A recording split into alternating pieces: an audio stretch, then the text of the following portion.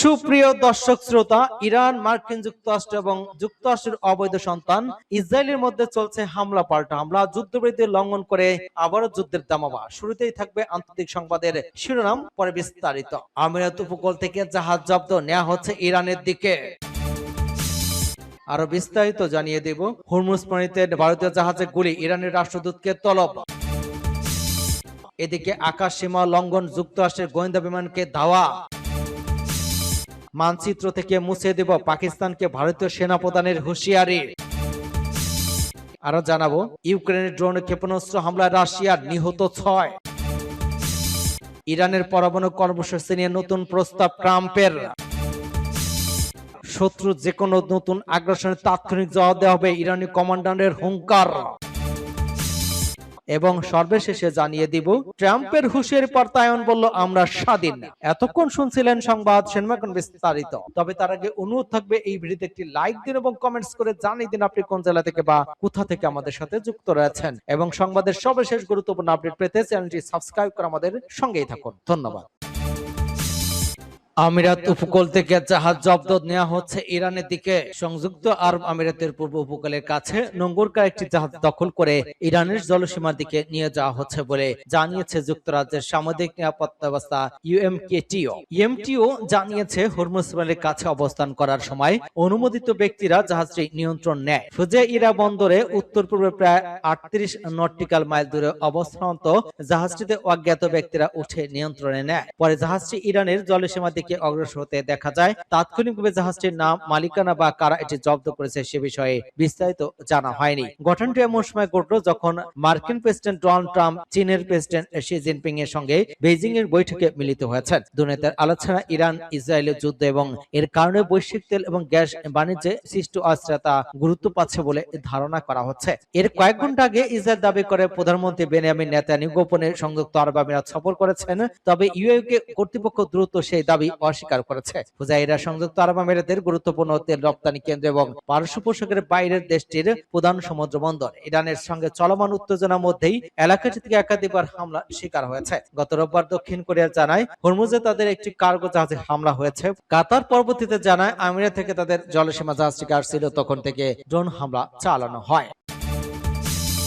Hormuz প্রণালীতে ভারতীয় জাহাজে গুলি, ইরানের রাষ্ট্রদূতকে তলব। কৌশলগতভাবে গুরুত্বপূর্ণ হরমুজ প্রণালীতে ভারতীয় পতাকাবাহী দুটি বাণিজ্যিক জাহাজে গুলি চালানো অভিযোগ ওঠার পর ইরানের রাষ্ট্রদূতকে তলব করেছে ভারত সরকার। ওই প্রণালী অতিক্রম করার সময় একটি ইরানি গানবোট থেকে ভারতীয় জাহাজে গুলিবর্ষণ করা হয় বলে জানা গিয়েছে। এর আগে ওই দিনই ভাগ্যলক্ষ্মী নামক একটি জাহাজের নাবিকরা ইরানের নৌবাহিনীর সাথে তাদের কথোপকথন বিস্তারিত তথ্য প্রকাশ করেন, যেখানে উত্তেজনকর পরিস্থিতি আভাস পাওয়া গিয়েছিল। এই ঘটনার পরপরই ভারত সরকার দিল্লিতে নিযুক্ত ইরানের রাষ্ট্রদূতকে তলব করে এবং এ বিষয়ে তাদের গভীর উদ্বেগ প্রকাশ করা প্রতিবাদ জানায়। নয়াদিল্লি এই ঘটনার তীব্র নিন্দা জানিয়ে ইরানের প্রতি আহ্বান জানিয়েছে যাতে ভারতের উদ্দেশ্য আসা এবং ভারত থেকে ছেড়ে যাওয়া সমস্ত বাণিজ্যিক জাহাজে নিরাপদ যাতায়াত নিশ্চিত করা হয়। দিল্লির পক্ষ থেকে স্পষ্ট করে দেওয়া হয়েছে, আন্তর্জাতিক জলসীমা সাধারণ বাণিজ্যিক জাহাজের উপর ওই ধরনের আক্রমণ কোনোভাবেই গ্রহণযোগ্য নয়। আল জাজিরার এক প্রতিবেদনে জানানো হয়েছে, ভারত এই ঘটনার একটি দ্রুত এবং সুষ্ঠু ব্যাখ্যা দাবি করেছে।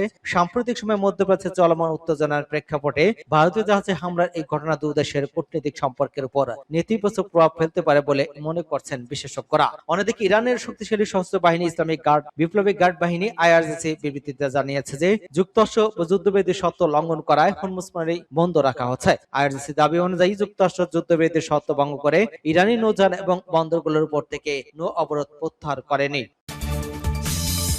আকাশ সীমা লঙ্ঘন, যুক্তরাষ্ট্রের গোয়েন্দা বিমানকে ধাওয়া। অনুমতি ছাড়া আকাশ সীমা প্রবেশ করা যুক্তরাষ্ট্রের বিমান বাহিনীর গোয়েন্দা বিমানকে বাধা দিয়েছে অস্ট্রিয়া। এই ঘটনায় ইউরোফেস্টার টাইফুন যুদ্ধ বিমান মোতায়েন করা হয়েছিল বলে জানিয়েছে দেশটির প্রতিরক্ষা মন্ত্রণালয়। অস্ট্রিয়া প্রতিরক্ষা মন্ত্রণালয়ের মুখপাত্র মাইকেল বাউডার বলেছেন, গত রোববার ও সোমবার দুই দফায় PC-12 টার্বোপ্রপ বিমান দেশটির আপার অস্ট্রিয়া অঞ্চলের টোটেস গেটিসবার্গে অবরোধমালার উপর দিয়ে উড়ে যায়। পরে অস্ট্রিয়ার ইউরোফেস্টার যুদ্ধ বিমান সেগুলোকে বাধা দিলে বিমান দুটি জার্মানির দিকে ফিরে ফিরে যায়। সৃষ্ট উত্তেজনা কূটনৈতিক উপায়ে সমাধান করা হয় বলেও উল্লেখ করেন তিনি। এই ঘটনায় অস্ট্রিয়ার প্রতিশ্রুতি নিয়ে সামাজিক যোগাযোগ মাধ্যমে সমালোচনা এবং বিদ্রুপ দেখা যায়। অনেকে মন্তব্য করেছেন অস্ট্রিয়ার আকাশ সীমাকে কেউ গুরুত্ব দেয় না। সমালোচনার জবাবে সামাজিক যোগাযোগ মাধ্যমে এক্স বাবার বলেন, তাহলে কি বিমানগুলি করে ভূপাতিত করা উচিত ছিল বলে আমাদের এম্পায়ার কি সেটাই চান? আরেকটি পোস্টের জবাবে তিনি বলেন, মহাসড়কে কেউ অতিরিক্ত গতিতে গাড়ি চালালে পুলিশ কি চালককে গুলি করে নাকি জরিমানা করে? গত মাসে ইরান যুদ্ধকে কেন্দ্র করে যুক্তরাষ্ট্রের সামরিক উড়োজাহাজকে নিজেদের আকাশসীমা ব্যবহারের অনুমতি দিতে অস্বীকৃতি জানায় অস্ট্রিয়া। দীর্ঘদিনের নিরপেক্ষ অবস্থানের কথা উল্লেখ করে এই সিদ্ধান্ত নেওয়ার কথা জানায় ভিয়েনা। আনাদোলের প্রতিবেদন অনুযায়ী অস্ট্রিয়ার ভাইস চ্যান্সেলর আন্দ্রিয়া বাবলার বলেছেন, আমরা ট্রাম্পের বিশৃঙ্খল নীতির অংশ নয় এবং এক্ষেত্রে 1 ইঞ্চিও ছাড় দেওয়া উচিত নয়। তথ্যসূত্র RT। মানচিত্র থেকে মুছে দেওয়া পাকিস্তানকে ভারতীয় সেনা প্রধানের হুঁশিয়ারি। ভারতের বিরুদ্ধে তৎপরতা অব্যাহত রাখলে পাকিস্তানকে বিশ্ব মানচিত্র থেকে মুছে ফেলার হুঁশিয়ারি দিয়েছেন দেশটির সেনাপ্রধান জেনারেল উপেন্দ্র দ্বিবেদী। স্থানীয় সময় শনিবার দিল্লির মানকেশ সেন্টারে ইউনিফর আনভেইলড আয়োজিত এক ইন্টারঅ্যাক্টিভ সেশনে এই হুমকি দেন ভারতের সেনাপ্রধান জেনারেল উপেন্দ্র দ্বিবেদী। বলেন, পাকিস্তান যদি সন্ত্রাসবাদের আশ্রয় দেয় এবং ভারতের বিরুদ্ধে তৎপরতা চালানো অব্যাহত রাখে তাহলে দেশটিকে ঠিক করতে হবে তারা ভূগোলের অংশ থাকবে নাকি ইতিহাস হয়ে যাবে। অনুষ্ঠানে ভারতের সেনাপ্রধানের কাছে প্রশ্ন করা হয়, গত বছরে অপারেশন সিঁদুর এর মতো পরিস্থিতি আবার তৈরি হলে ভারতীয় সেনাবাহিনী কিভাবে প্রতিক্রিয়া জানাবে? জবাবে জেনারেল দ্বিবেদী বলেন, আপনারা হয়তো শুনছেন, আমিও আগে বলেছি, পাকিস্তান যদি সন্ত্রাসীদের আশ্রয় দেয় এবং ভারতের বিরুদ্ধে কার্যক্রম চালিয়ে যেতে থাকে তাহলে তাদের সিদ্ধান্ত নিতে হবে তারা ভূগোলের অংশ হিসেবে টিকে থাকতে চায় নাকি ইতিহাসের পাতা বিলীন হতে চায়। সেনা সংবাদ শীর্ষক ওই অনুষ্ঠানে দেওয়া সেনাপ্রধানের সংক্ষিপ্ত বক্তব্যে পাকিস্তানের প্রতি কড়া বার্তা উঠে আসে। একই সঙ্গে সন্ত্রাস বিরোধী অবস্থানে ভারতের অবস্থানও পুনর্ব্যক্ত করেন তিনি। ইউক্রেনের ড্রোন এবং ক্ষেপণাস্ত্র হামলা রাশিয়ার নিহত 6। ইউক্রেন জুড়ে রুশ ড্রোন এবং ক্ষেপণাস্ত্র হামলায় অন্তত 6 জন নিহত হয়েছেন। কিয়েভ, ওডেসা, লভিভ সহ দেশটির গুরুত্বপূর্ণ শহরগুলোর বিদ্যুৎ অবকাঠামো লক্ষ্য করে রাতভর হামলা চালানো হয়। জবাবে রাশিয়ার অভ্যন্তর বড় ধরনের ড্রোন হামলা চালিয়েছে ইউক্রেন। স্থানীয় সময় সকাল থেকে ইউক্রেনের আকাশ সীমায় তাণ্ডব চালায় রাশিয়ার ড্রোন এবং ক্ষেপণাস্ত্র। দেশটির প্রেসিডেন্ট ভলোদিমির জেলেনস্কি জানান, ওডেসা, লভিভ, কিয়েভ সহ বিভিন্ন গুরুত্বপূর্ণ শহরে ব্যাপক ড্রোন হামলা চালায় রুশ বাহিনী। এসব হামলায় কয়েকজন বেসামরিক নাগরিক নিহত হয়েছেন বলে দাবি কিয়েভের। এছাড়া ক্ষতিগ্রস্ত হয়েছে জ্বালানি এবং রেল যোগাযোগ ব্যবস্থা। যদি রাশিয়ার দাবি হামলা চালানো হয়েছিল ইউক্রেনের সেনা অবস্থান লক্ষ্য করে। রুশ হামলার জবাবে রাশিয়ার অভ্যন্তরে ব্যাপক ড্রোন অভিযান চালিয়েছে ইউক্রেন। অরনিবেগের একটি ক্ষেপণাস্ত্র উৎপাদন কারখানায় হামলার খবর পাওয়া গিয়েছে। মস্কোর দাবি রাতভর তারা বেলগরদ, বিয়ানস্ক, কুরস্ক সহ বিভিন্ন অঞ্চলে প্রায় 300 ইউক্রেনের ড্রোন ভূপাতিত করেছে। এর মধ্যে সীমান্ত বেলগরদ এবং বিয়ানস্ক অঞ্চলের গভর্নররা পদত্যাগ করেছেন। সেখানে নতুন ভারপ্রাপ্ত গভর্নর নিয়োগ দিয়েছেন প্রেসিডেন্ট ভ্লাদিমির পুতিন। এদিকে রাশিয়ার ড্রোন এবং ক্ষেপণাস্ত্র হামলার মুখে নিজেদের আকাশসীমা নিরাপত্তা তাৎক্ষণিক ব্যবস্থা নিয়েছে ন্যাটো সদস্য দেখতে পোল্যান্ড। রাশিয়ার হামলার পরপরই পোলিশ সামরিক বাহিনী তাদের যুদ্ধবিমান মোতায়েন করে। ইউক্রেনের গোয়েন্দা সংস্থাগুলো সতর্ক করেছে, ড্রোনের পর বড় ধরনের ব্যালিস্টিক ক্ষেপণাস্ত্র হামলা চালিয়েছে ইউক্রেনের প্রতিরোধ ব্যবস্থাকে পুরোপুরি ধসিয়ে দেওয়ার পরিকল্পনা করেছে মস্কো। যুদ্ধের পরে এই ভয়াবহতার মাঝেই সংঘাত বন্ধে নিজেদের সত্যের কথাও আবারও জানিয়েছে ক্রেমলিন। মুখপাত্র দিমিত্রি পেসকভ বলেছেন, আলোচনা শুরু করতে হলে ইউক্রেনকে অবশ্যই দনবাস অঞ্চল থেকে তাদের সেনা প্রত্যাহার করতে হবে। মস্কোর দাবি, কিয়েভ ও সত্য মেনে নিলেই কেবল যুদ্ধবিরতি সম্ভব। ইরানের পরমাণু কর্মসূচি নিয়ে নতুন প্রস্তাব ট্রাম্পের।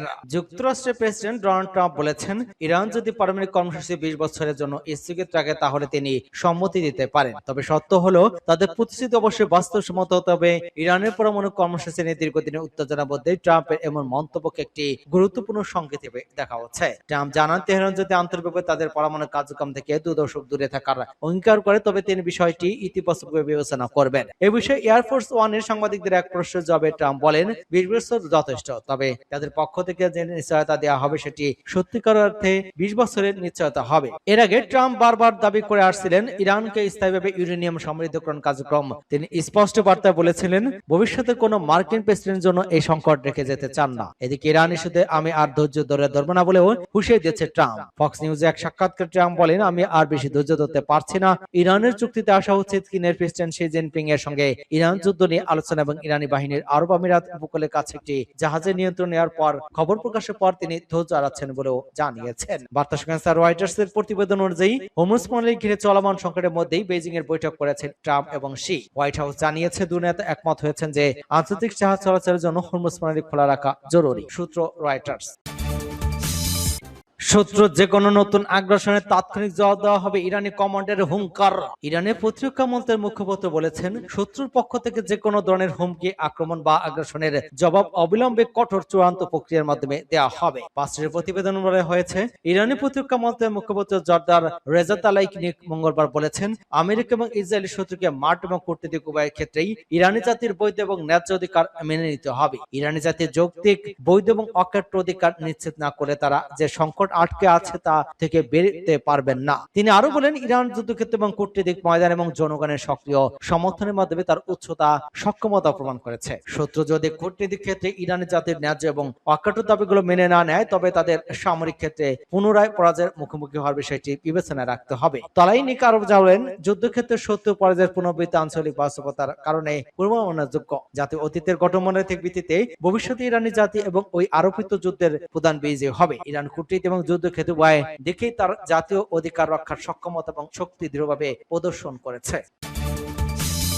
ট্রাম্পের হুঁশিয়ারের পর তাইওয়ান বলল, আমরা স্বাধীন। যুক্তরাষ্ট্রের প্রেসিডেন্ট ডোনাল্ড ট্রাম্প তাইওয়ানকে স্বাধীনতা ঘোষণার ব্যাপারে হুঁশিয়ার দেওয়ার কয়েক ঘন্টার মধ্যে দ্বীপটি নিজেদের স্বাধীন এবং সার্বভৌম রাষ্ট্র বলে দাবি করেছে। শনিবার বার্তা সংস্থা এএফপির প্রতিবেদনে এই তথ্য জানানো হয়েছে। এক বিবৃতিতে তাইওয়ানের পররাষ্ট্র মন্ত্রণালয় বলেছে, তাইওয়ান একটি সার্বভৌম, স্বাধীন এবং গণতান্ত্রিক রাষ্ট্র এবং একটি গণপ্রজাতন্ত্রী চীনের অধীনে নয়। একই সঙ্গে দেশটি বলেছে, তাইওয়ানের কাছে যুক্তরাষ্ট্রের অস্ত্র বিক্রি ওয়াশিংটন নিরাপত্তা প্রতিশ্রুতির অংশ। ট্রাম্প সম্প্রতি এই বিষয়টি পুনর্বিবেচনার ইঙ্গিত দিয়েছিলেন। শুক্রবার চীনের প্রেসিডেন্ট শি জিনপিং এর সঙ্গে চূড়ান্ত বৈঠকের কয়েক ঘন্টা পর দেশে ফেরার পথেই তাইওয়ানকে নিজে ফক্স নিউজকে এক সাক্ষাৎকার ট্রাম্প বলেন, আমি চাই না কেউ স্বাধীন হয়ে যাক। একই সঙ্গে তিনি যুক্তরাষ্ট্রের দীর্ঘদিনের অবস্থান পুনর্ব্যক্ত করে জানান, ওয়াশিংটন নীতিতে কোনো পরিবর্তন হয়নি। চীনের প্রেসিডেন্ট শি জিনপিং এর সঙ্গে আলোচনা তাইওয়ান বিষয়টি বিস্তারিতভাবে এসেছে বলে উল্লেখ করেন ট্রাম্প। তবে যুক্তরাষ্ট্র সরাসরি তাইওয়ানকে রক্ষা করবে কিনা সে বিষয়ে কোনো প্রতিশ্রুতি দেননি মার্কিন প্রেসিডেন্ট। ট্রাম্প সাক্ষাৎকারে বলেন, আপনারা তো জানেনই, একটি যুদ্ধ করার জন্য আমাদের ৯,৫০০ মাইল পথ পাড়ি দিতে হবে। আমি এমন কিছু চাচ্ছি না।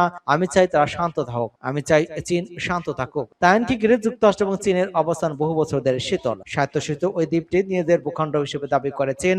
একে চীনের মূল ভূখণ্ডের সঙ্গে একীভূত করার জন্য প্রয়োজনে বলপ্রয়োগের কথা বলে আসছে বেইজিং। অন্যদিকে যুক্তরাষ্ট্র আনুষ্ঠানিকভাবে তাইওয়ানের স্বাধীনতা সমর্থন না করলেও তাদের প্রতিরক্ষা সহযোগিতা এবং অস্ত্র সরবরাহ অব্যাহত রেখেছে।